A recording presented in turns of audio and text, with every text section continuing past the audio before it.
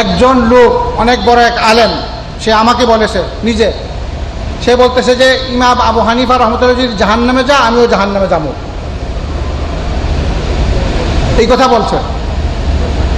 যে ওনাকে ধরছি আমি, খালাস, ওনারে স্যার আর কেউ চিনি না, ইমাম আবু হানিফা জাহান্নামে যদি যাত আমিও জাহান্নামে যাব। এইল এটা হচ্ছে মোকাল্লেদের অবস্থা।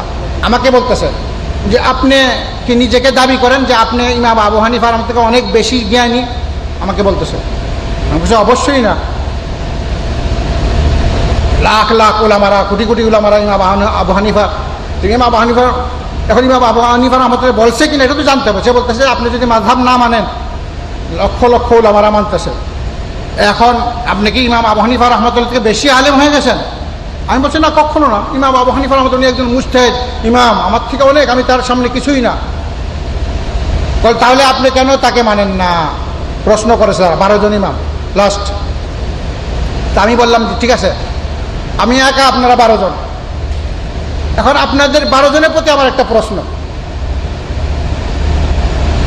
আপনারা ইমানদারের সাথে ইখলাসের সাথে উত্তর দিবেন, মিথ্যা কথা বলতে পারবেন না। মদিনাতে বসে বসে এখন আমাকে আমার প্রিয় নবী মুহাম্মদুর রাসূলুল্লাহ সাল্লাল্লাহু আলাইহি ওয়াসাল্লাম বলতেছেন যে যখন ফরজের নামাজের একামত হবে তখন কোনো নামাজ নাই। ইযা উকিমাতিস সালাতু ফালা সালাতা ইল্লাল মাকতুবা।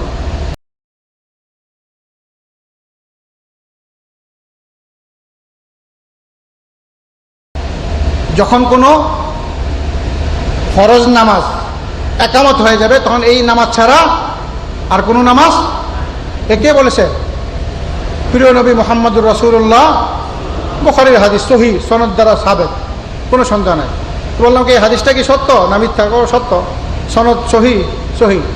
তাহলে আমার রাসূল আমাকে এই কথা বলছে।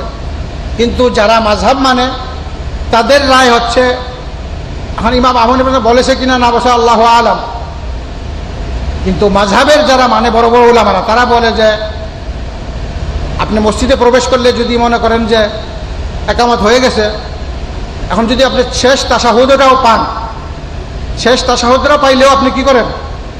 2 রাকাত আগে পড়ে নেন, এরপর আপনি ফরজ নামাজে ইমামের পিছনে অংশগ্রহণ করেন। এটা কার কথা? এটা কার কথা? এটা মাযহাবের কথা। এটা কিসের কথা?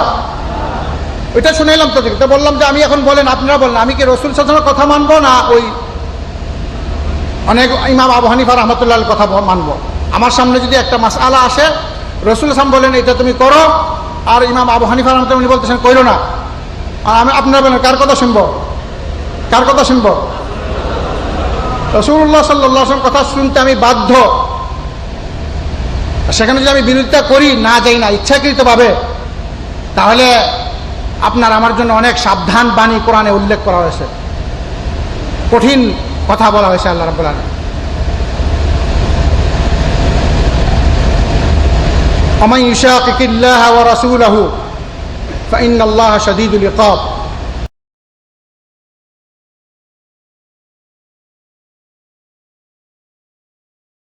যারা আল্লাহ এবং আল্লাহ রাসূলের বিরুদ্ধাচরণ করবে তাদের জন্য কঠিন শাস্তি।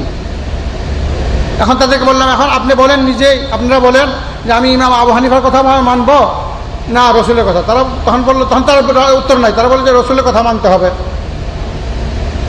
পরে কতক্ষণ পরে বলে যে ইমাম আবু হানিফার কথা মানলেই রাসূলের কথা হয়ে যাবে। প্রথম বলছে যে রাসূলের কথা মানতে হবে, পরে বলে কি যে ইমাম আবু হানিফা রহমতুল্লাহ আলাইহি উনি যদি বলে, ওনার কথা যদি আপনি মানেন তাহলে রাসূলের কথা হয়ে যাবে। এই কথার দলিল কোথায়? আবার তারা বলতেছে এই কোরআনের দলিল দিতেছে ওয়া উলিল আমরি মিনকুম ইয়া আইয়ুহাল্লাযীনা আমানু আতিউল্লাহ ওয়া আতিউর রাসূল ওয়া উলিল আমরি মিনকুম।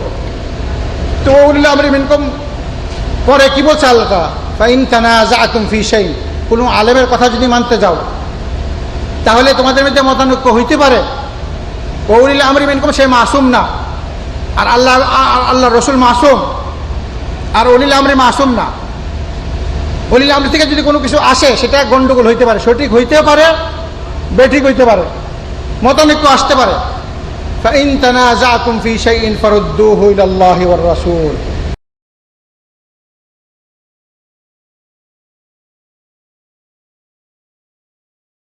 তখন তোমরা এই মতানৈক্যের ব্যাপারে কি করো? আবার ফিরে যাও। কোথায় ফিরে যাবে? কোরআন ও হাদিসে। তাহলে কোরআন ও হাদিসে যদি সমাধান না থাকতো তাহলে কি আল্লাহ তাআলা আমাদেরকে ফিরে যেতে বলতেন? অনেকের আকীদা যে কোরআন হাদিসে সমাধান নাই, অনেক কিছু এমন আছে যেটার সমাধান মুজতাহিদরা দিয়ে থাকেন। মুজতাহিদদেরকে বলা হয়েছে যে ইজতিহাদ করার জন্য, কোরআন হাদিসের আলোকে রায় দেওয়ার জন্য, কিন্তু একটা রায় সঠিক আছে, আরেকটা রায় ভুল আছে, সে এখন বাইর করতে পারতেছে না। কিন্তু কোরআন ও হাদিসে সঠিক রায় রয়ে গেছে। বাহির করার ক্ষেত্রে আমরা জানি না, কেউটা ভুল হইতে পারে, কেউটা সঠিক হইতে পারে। এখন যে ইমাম চেষ্টা করেছে তাকে আল্লাহ তাআলা সঠিক যদি রায় দিতে পারে তাহলে আল্লাহ ডবল সওয়াব দিবেন। সঠিক রায় দিলে কি হবে? ডবল সওয়াব। আর যদি ভুল করে ফেলে তাহলেও আল্লাহ তাআলা একটা সওয়াব দিবেন, একটা সওয়াব দিবেন। আর সঠিক হইলে কি? ডবল। এখন আপনি যদি জানেন এটা সঠিক না তাহলে কি মানতে হবে নাকি? আপনি যদি জানেন যে এটা ভুল হয়েছে, ওনার তো সওয়াব হবে, কারণ উনি তো চেষ্টা করছে সঠিক পথে পরিচালিত করার জন্য, এই জন্য ওনার সওয়াব।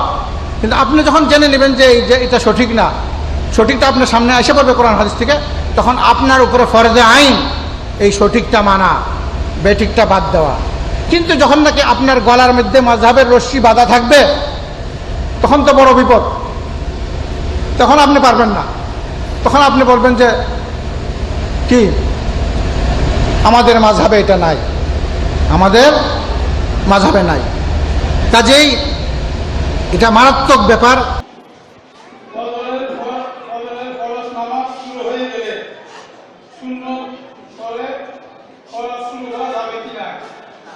প্রায় আমার রাহে বেলায়েতে হাদিসগুলো পাবেন তিনটে পৃথক পৃথক ঘটনায় রাসূলুল্লাহ সাল্লাল্লাহু আলাইহি ওয়াসাল্লাম ফজরের নামাজের ইকামত দেওয়ার পরে সুন্নত শুরু করতে নিষেধ করেছেন।